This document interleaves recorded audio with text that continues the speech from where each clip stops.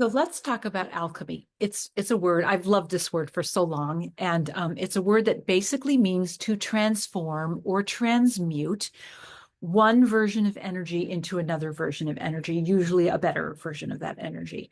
And the ancient tales is that alchemy is the transformation of lead into gold, and that I think is a allegory for our lead, if you will, is the energy that is no longer serving, and our gold, if you will, is the elevated energy or the next best version of the energy that is no longer serving. So that's what we're doing here. And we're using creativity as the mechanism to transform, transmute, and alchemize your energy from what you're deciding is no longer serving you into what you decide and intend to be more serving for you to live yourself into, if you will. Last year, I was blessed to take a year-long mentorship with a couple, Lori Duchar, who is a practitioner of Chinese medicine, which is the field I'm in, and her husband, Benjamin Fox. They have a very extensive platform called A New Possibility, and they're devoted to elevating consciousness on the planet in some of the most beautiful ways I've come across. And this is my thing. I go through lots of classes and people and programs and workshops, and they are at the cream of the crop, if you will. And the process of alchemy. So we were going through really alchemy in China, in the layers of Chinese medicine, which I didn't know Chinese medicine held, which was beautiful to me. But what I discovered in this year-long journey is how much creativity is an alchemical tool.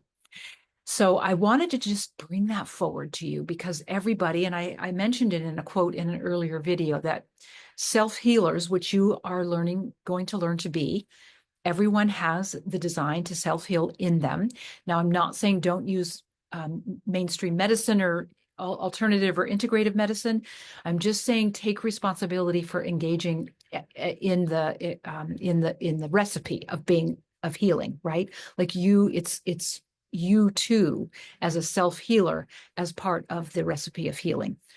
And whatever the ingredients are in your recipe are for you to decide, and your higher wisdom to guide you through to, whether it's mainstream or alternative and everything in between. But the point is you cannot leave yourself out of the equation. You have to recognize and come to terms with the fact that you have the capacity to self-heal. So alchemy and creativity are some of the ways to activate that in you and to summon it. And call it forth out of your cells, if you will. And so I wanted to give you 5 aspects of alchemy that I learned in this what did they call this course? The alchemy. So now I have so many words in my head that I can't. Anyway, it was alchemy in Chinese medicine. So these are some of the things that you might want to practice, and you are welcome to download the PDF of this and just have this out and about in your so you can see it and remind yourself of it, because everything you'll learn in this creative healing journey is something that you have to remind yourself and repeat over and over, because it's contrary to what your programming is.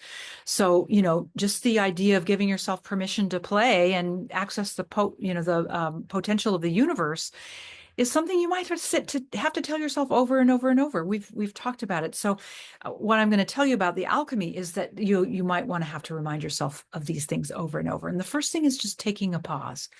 So you might be engaged in a creative process and you notice something comes up, and it might be a little frightening at first, but if you take a pause and just sort of breathe and take a moment, you'll realize that there's not really anything terrorizing going on or highly frightening, that there's just something that is coming up for your attention. And a pause gives you like the permission to connect into that so that you can make a decision. Is now the time to tend to this? Or is this something I need to tend to at another time? Something along those lines.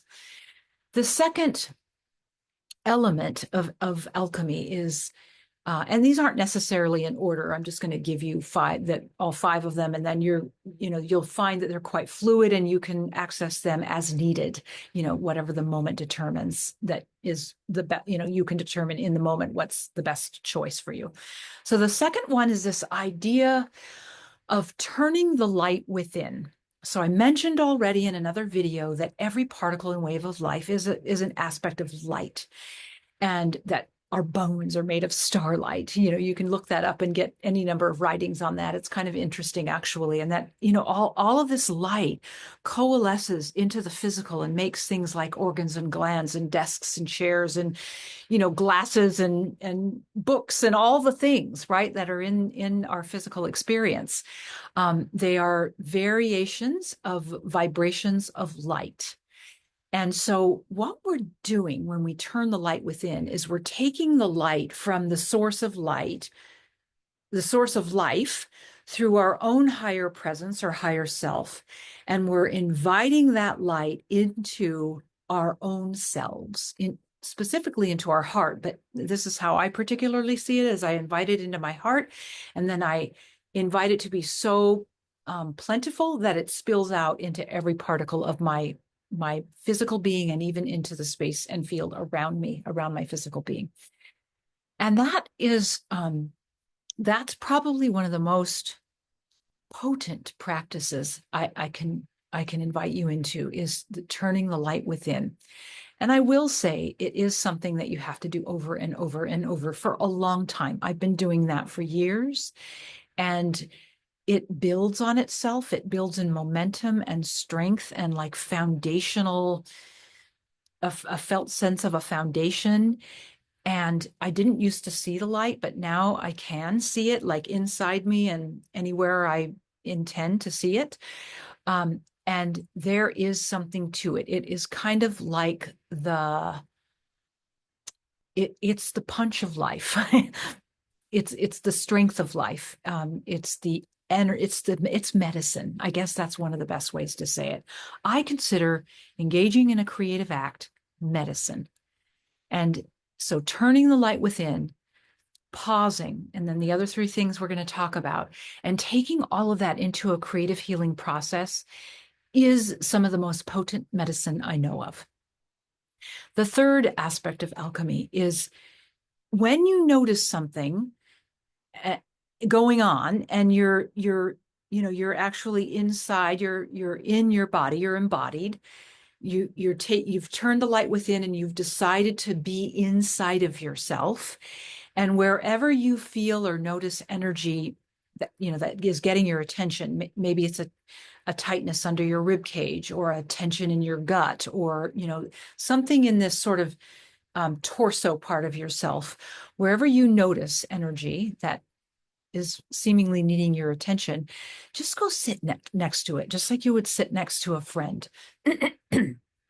Just be with it without judgment, without trying to change it, without trying to fix it, without anything other than your willingness to be next to it, and let it be what it is, if you will.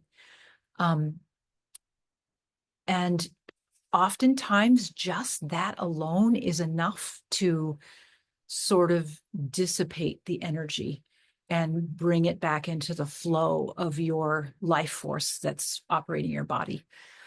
Oftentimes these tense parts of us have sort of gotten out of the flow, if you will. And health is flow. That's one way to see it.